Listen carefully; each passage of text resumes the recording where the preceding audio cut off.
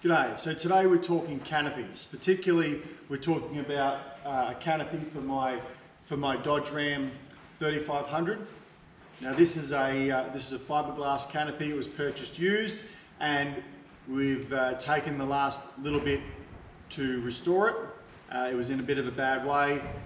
It's in primer currently and we're getting it ready for top coat. So we're going to go through a few of the things that we had to go through to get it to this stage. So I have a 2005 Dodge Ram 3500 with a long box.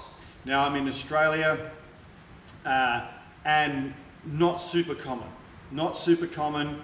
I wanted to get either a canopy, and when I talk canopies in Australia we call these things canopies. Understand that if you're in North America, if you're in Canada or in the US, you might refer to them as a truck cap or a topper.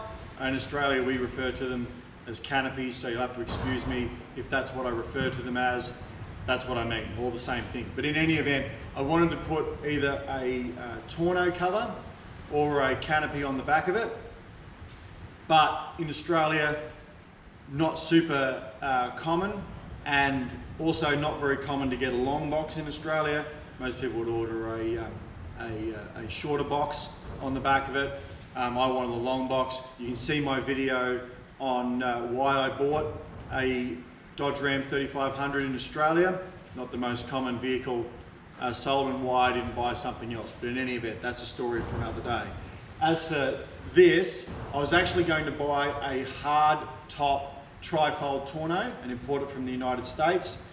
Then this came up. It came up for the same price as what it was going to cost me to get a hard trifold tonneau into Australia imported, landed at my door through my business. Now I elected not to do that because this came up for the same price as the tonneau. It did need some work, which I'll go into, and it did need to be painted because it was originally white.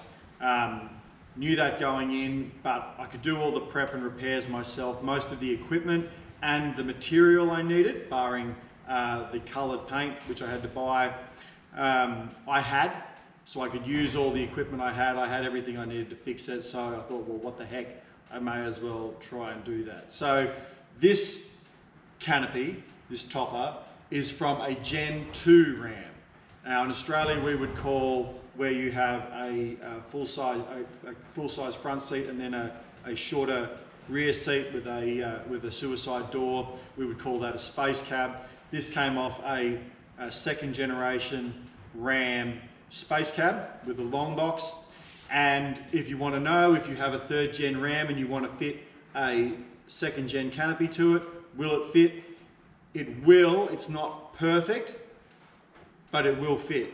Now, I was a bit dubious about that. I didn't think it'd fit as well as it does, but that's a topic for another video. We'll put it, when we finish it, when we get it mounted, we'll do a video and you can see that. We've already trial fitted it, so we can see what it looks like. We're pretty happy with the fit so far, and I think it'll come up well once it's painted. Now, what have we had to do to it? Now, when we got it, it had glass, obviously, front, sides, and then the rear opening rear door at the back on struts. All of those have been taken out. The reason we took them out, most videos you'll see online about preparing canopies or repairing or painting will tape the windows and leave the windows in. We chose not to do that because the canopy needed some repairs. It had two stress fractures, it had a crack here and had a crack here. They were significant cracks. They needed to be repaired. We could have theoretically painted over them. They didn't look like they were going to cause any long-term structural damage to the canopy, but we elected to replace it anyway, so we decided to take the windows out so we could get to the cracks. Now what we did there, the first thing we did was fix the cracks. So we sanded this back, we flipped it over, we got it off the back of the truck that we brought it home on. We stuck pallets underneath it and then lifted it off with a forklift, and then we sat it down here on panel stands. Now, and we turned it upside down. With the glass out, it was a lot easier to flip it over. It's significantly lighter without all the glass in it. We did it with two men, myself and another fellow, flipped it over. Now, but it was a heavy lift. It was a heavy lift. You can do it. It can be done with two people. It would be easier with more, but in any event. And this is 2.4 meters. Like most canopies in Australia, they're 1.8. They're going to be fitting on the back of a dual cab. This would be the equivalent of a single cab canopy in Australia on a traditional Australian utility, but it's also a lot wider. The US trucks are a lot wider than the traditional Australian utilities. But in any event, so we flipped it over. Now it's got marine carpet on the inside, stretch carpet all fitted on the inside.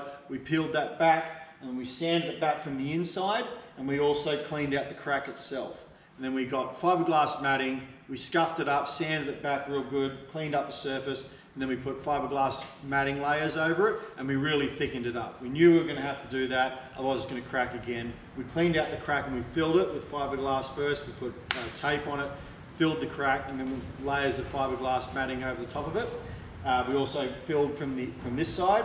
We did the same thing on both sides. Now, this is in primer, we're not done yet and it's not mounted, but you can't tell the cracks there. It's done an absolutely wonderful job. It does seem very sturdy. We had to brace it so while it was drying, so what we did, fairly simple, we knew the width of the back window that was going to lift up. We knew what that was going to be. So what we did is we put a ratchet strap on the extreme edges of the canopy, and then ratchet it back to the width that we needed after we put the resin on, so that the resin you get once we filled the crack. And then we put tension on it sufficient to be where it needed to be, and then we put the rest of the matting on there and it's dried in the correct place. We've trial fitted the back window again after we've done that, and it came up wonderfully. We've had to sand it back a little bit on the inside to trim it up. We've had to sand it back on the outside with our normal prep on it, which we did with the rest of it. So the work on on sanding it back, it was just a glossed white, and we sanded that back, got all the paint off it. What we used for that is we used a speed file, just a hand speed file. We also used a pneumatic speed file. This is Chicago pneumatic speed file, and we used a dual action sander. And with those implements, with the dual action sander, the 2 speed, and we did use a small Chicago pneumatic sander as well to get into the more intricate places. With those bits and pieces, we were able to get it sanded and pretty much ready for paint in about half a day.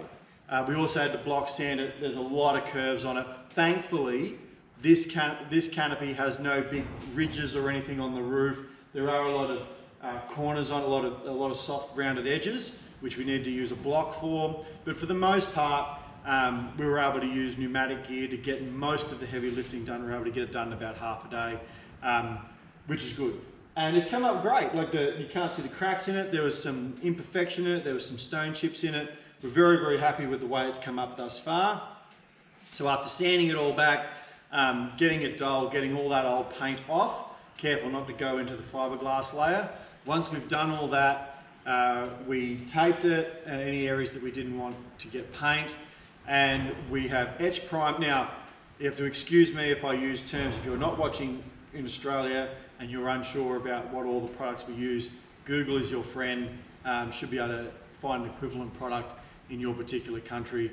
We used etch primer for the first layer, and then we've covered it with primer surfacer, putty, and then an undercoat, and then we've sanded that back, and we've redone our primer surfacer. We had to do it again because we didn't get all the imperfection out that we thought we would.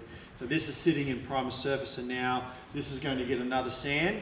We're going to hit it with wet and dry to get that back. Now, if you're wondering what we used for sanding the paint off on a dual action sander and our pneumatic speed file, we started with 80 grit and worked our way up to about 240 is what we did there, and we're starting above that. We're going up to 2000 before we do our top coat.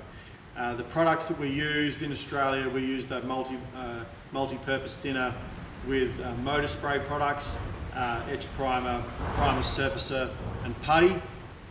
I use Star equipment, Star spray guns. That's what I'm set up to use. This is for an acrylic paint job. Yes, you can get better spray guns. I've found Stars to be very, very good. I'm not equipped here with vent to outside respirators for using 2K, so I've elected to paint this in acrylic. Acrylic I found very, very reliable if you do it properly. My vehicles are always shedded, so when they're always shedded, we find that they'll get extraordinarily good lifespan out of them, especially with a very, very good top coat and clear. We get a really, really good shelf life out of it. I am expecting to keep my truck for a very long time, so I want it to last, and I'm convinced that it's going to give us what we want, and I don't want to have to deal with 2K with the setup that I have. So we'll be using, we're doing this in acrylic. So the next steps that we're going to do is from here is we're going to sand this back one more time. We're going to apply an additional primer, and then once we get it to where we want it to, I think that'll be one more sand. We'll do another primer surfacer, and then we're going to hit it with a guide coat undercoat, and then we're going to put the top layer on it. This is for 2005 Ram. It's a metallic red, maroon red color, paint code PR8. It is a metallic. We'll be applying that, and then a dose of acrylic clear over the top, and that'll have this hopefully looking good to go back on the truck again. For our undercoat, we are using a base red that I have left over from another vehicle. That'll be our base coat, our guide coat to go underneath the pearl. I just had some leftover paint, so to use that up, I'm going to get rid of that. But so far this has come up very, very well. This is a snug top canopy.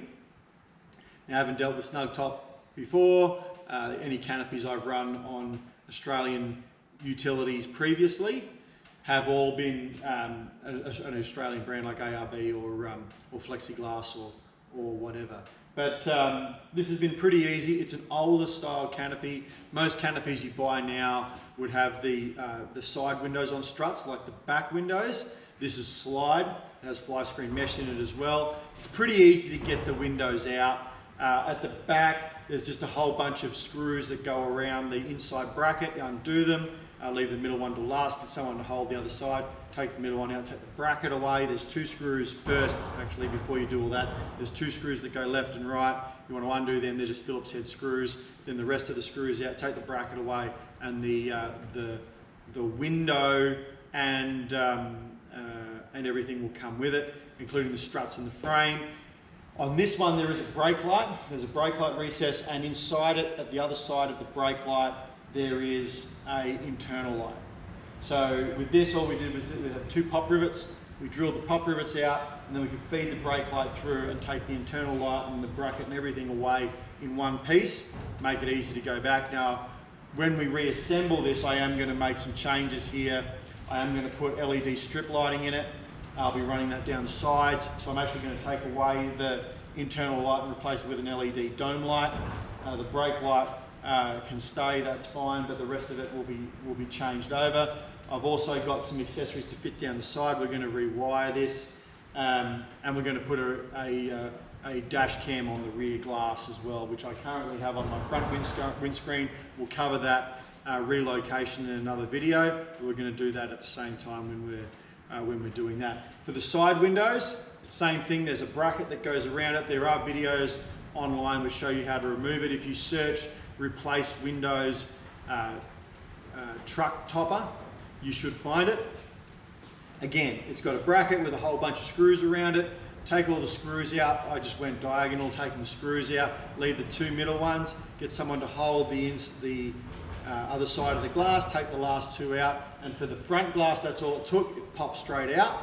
Now with the side glass, what I didn't realize and know now is that it was glued in. It was glued in, so we had to break, well, it was a double-sided tape actually is what it was, and we had to break that seal. What we did was we used panel removal tools, just standard panel removal tools. We put just so that we didn't either put severe scratches or damage the fiberglass in any way. We stuck down panel removal tools into the seal, and then we got a panel removal tool that has a serrated edge. There's a serrated edge on it. Pulled it out so that we could get it in there, and then we ran the serrated edge down to cut the seal and just ran it all the way around. Had another fellow there holding it, and once we cut the seal all the way around, we just lifted it down. It was actually very, very simple. Once we cut the seal, it was very easy to get them out. Really didn't take long at all. Ideally, especially with a canopy this size, when you've got 2.4 metre length windows, it would be ideal just because they can be cumbersome. You can lift them by yourself, but they can be a bit cumbersome and unwieldy, especially when you've got to pull them out. And there is a bit of flex in the fiberglass canopy, and we found that when we were wiggling it, we did need one person either end, just to make it easier. It could be done probably with one person, but you don't want to drop, you don't want to smash. So be careful, use 2 people. But these things were great, just to cut that seal, to not damage the fiberglass, just have to run it down the edge to cut the double-sided tape, worked a treat. And then to get the double-sided tape off, because you've got to get the double-sided tape off before you paint your canopy again, just a scraper tool, which is just a razor blade on the end of the tool, and just scraped it off. We used acetone, rubbed acetone off. It wasn't coming off as quickly as we'd like, but it did soften it. And then following with the scraper, got it off in no time at all. That was very, very simple. Do be careful. You can, if you get the wrong angle on scraper tool, especially on fiberglass, 'cause it's soft, can dig in and you can leave a chunk. You don't want to do that. You want to make your job as easy as you can. So just be careful. Try and keep it flat with the surface, and just push it off. You should know if you're digging in, just be careful, and you should be fine. We didn't really have too much difficulty with it. So far this is, we're almost through with it. We've got to put the top coat on, then we've got to put the windows back in. And it's been quite an easy project to undertake. We're not dealing with grains, we're not dealing with a whole heap of ribs and loops and stuff, as I mentioned. So it was actually quite easy to sand back, and so far so good. We'll see how it goes when it's on the truck, but so far it looks like it's going to come up quite well. So we'll do another video after the top coat's done in reassembly, and we'll also show you what it looks like. And for anybody out there, when I was looking to get this canopy, my big question was, what's a 2nd gen canopy going to look on a 3rd gen? I did find a couple of sites that said yes, it might work, it's going to look a bit goofy. So we'll cover that in a separate video if you're interested in that. Thank you very much for watching. I hope this has been of help to you. And if you're looking to undertake repainting a canopy, it's actually something that's relatively easy to do. If it's a fiberglass canopy a la this, it's actually quite easy to do. It's a good thing to, even if you've never spray painted a car before, it's not a bad way to get your toe in the water, as it were, to see how you go with it, see if you like it. And it's not that hard. It's a good way to, you don't have to feather and blend into car panels and all this sort of stuff. It's actually not a bad way to get started. We'll cover off on our accessories fit out as well, and what we're going to fit in the canopy, which may be of use to you. Subscribe if you'd like to keep an eye on the other videos that we upload. We're also going to be talking extensively over the next little bit about my Ram truck, particularly because I live in Australia, and what is it like to own a Ram, especially a big one. This is it's a 3500 with the long box tray. What's it like to live with it in Australia? I live in the country. I do travel to the city. What's it like in the city? What's it like in the country? What's it like on fuel? All these things, and we'll try and cover off them as they go. Thank you for watching.